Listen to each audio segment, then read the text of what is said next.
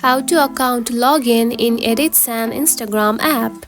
If you have been using the Edits application and you have recently logged out and you are wondering on how to log in back on it, don't worry.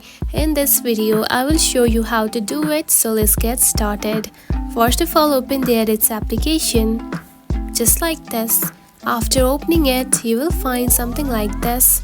Now to account login, simply tap on to continue with Instagram of your ID right here. Or if you want to simply add another account, simply tap on to switch accounts and use that account to log in. So simply tap on it just like this. And now you can see you have simply logged in onto your account. Now tap onto your profile icon right here. So now you can see you have been logged in. And that's it. This is how you can account login into the Edits and Instagram app. It is a very easy process, right? If you found this video helpful, don't forget to like and subscribe for more tips. Thanks for watching.